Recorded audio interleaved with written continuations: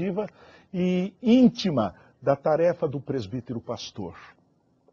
Que os presbíteros orem e unjam com óleo, esta passagem deixa claro que o enfermo deve chamar os presbíteros da igreja e estes devem orar sobre o doente. O que Tiago tem em mente é uma reunião oficial, uma reunião de oração com os representantes oficiais da igreja ao derredor do leito do enfermo. Que experiência comovente e profunda haverá de ocorrer nesta reunião, tanto para aquele que está enfermo, quanto para os presbíteros que estão ali com o enfermo. A instrução básica de Tiago aos presbíteros é que estes orem pela pessoa enferma. A oração é o tema primário de toda esta passagem, na qual a palavra orar é usada 7 vezes, de Tiago capítulo 5, versículo 13 a 18. O enfermo precisa de oração. E a questão do uso do óleo ou não deve fazer nublar a importância suprema da oração neste contexto. A oração, portanto, é o ponto primeiro e o mais importante.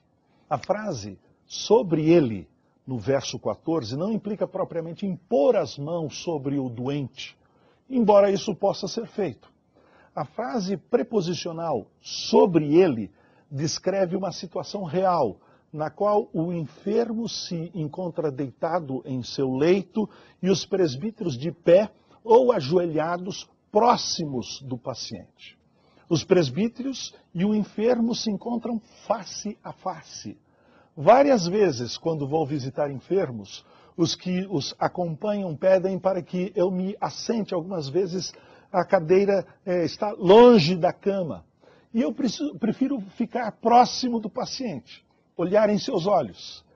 Este tipo de contato aquece as orações. Orar diante do sofrimento estreita relacionamentos e tornam as nossas orações cheias de vitalidade. Manton comenta que as orações devem ser feitas sobre o enfermo de tal maneira que a visão do doente possa afetar-nos, a nós, os presbíteros, e as orações possam fazer efeito também em nós. Tasker, tradutor bíblico, comentarista e ex-professor da Universidade de Londres, desenvolve esta ideia. Ele afirma o seguinte: ainda que seja verdade que eles, os presbíteros, possam interceder por uma pessoa enferma sem estar presente ao lado de seu leito, entretanto, ao vir a cena real do sofrimento e ao orar vendo e ouvindo aquele que sofre, não somente sua oração será de todo o coração e ardorosa, mas aquele que ali sofre, de bom grado, será mais consciente do poder efetivo da oração feita com fé, pela qual, mesmo nos momentos de mais aguda fraqueza física, a comunhão com Deus pode ser mantida. Acompanhando a oração dos presbíteros por cura, Tiago orienta sobre a unção com óleo. Tiago não explica o significado do óleo, por isso nos é difícil saber o seu exato sentido. A pessoa enferma chama os presbíteros para orar com ela. Os presbíteros, como representantes oficiais da igreja, se colocam ao derredor do leito daquela pessoa e oram pela cura dela. Não são poucos os que têm entendido que o óleo tem sua razão como recurso medicamentoso. Os presbíteros serviam nos dias do Novo Testamento como os sacerdotes serviam no Antigo Testamento. Eram eles responsáveis também pela saúde do povo, a ponto de ter Jesus curado leprosos e pedir que eles se apresentassem diante dos sacerdotes, provavelmente para que estes lhes dessem uma certificação de que estavam efetivamente curados. No caso da parábola do bom samaritano, uma das coisas que ele faz com o moribundo encontrado à beira do caminho foi ungir suas feridas com óleo. O profeta Isaías, descrevendo a condição de enfermidade espiritual do povo de Deus, a compara com aquelas enfermidades, feridas que não haviam sido amolecidas com óleo.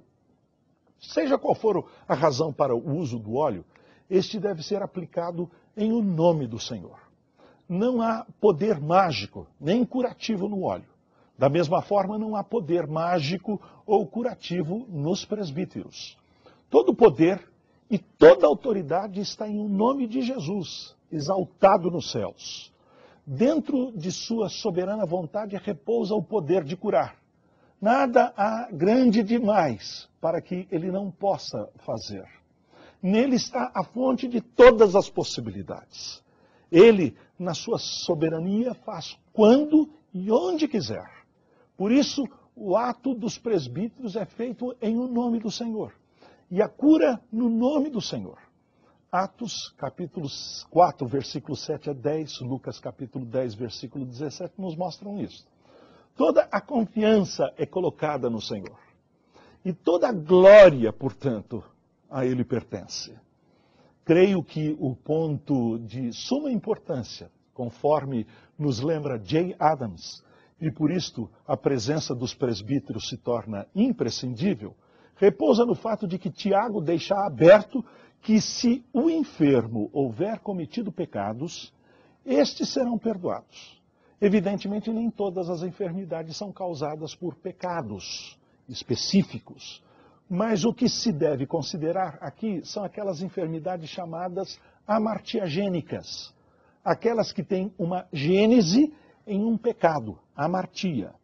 A medicina moderna tem tratado deste tema com frequência, falando a respeito de enfermidades psicossomáticas, ou melhor, enfermidades que têm a sua origem na psique, na alma, e atingem o soma, o corpo. E estas não são poucas.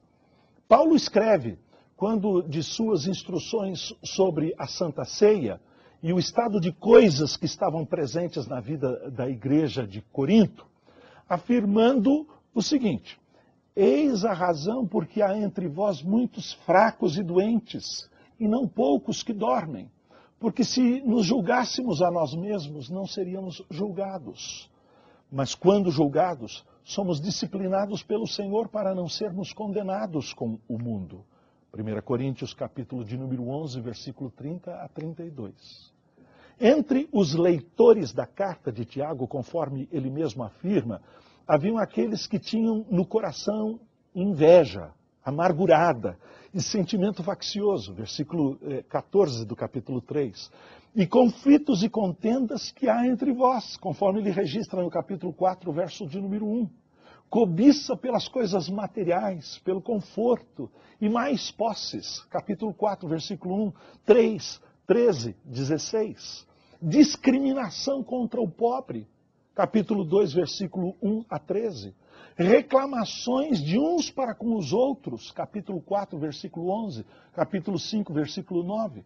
Uma falta de unidade prática, uma falta de fé, uma ausência de amor, capítulo 1, versículo 22 a 27, 2, 14 a 26. Foi por isto que Tiago estava bastante inclinado a pensar que pecados específicos estavam na base e eram causas das enfermidades físicas. Ciúmes, inveja, cobiça, preconceitos, conflitos causam abatimento de alma que se reflete no corpo. Os presbíteros, quando chamados a orar pelos enfermos, devem estar cônscios da possibilidade de pecados serem a causa das enfermidades. A pessoa que está pronta a chamar os presbíteros da igreja, via de regra, está aberta a confessar pecados e receber cura física e cura da alma, cura espiritual. Entendendo que uma confissão genuína fora feita, Tiago promete que o pecado da pessoa enferma será perdoado. Esta visita se torna uma preciosa oportunidade para aconselhamento espiritual.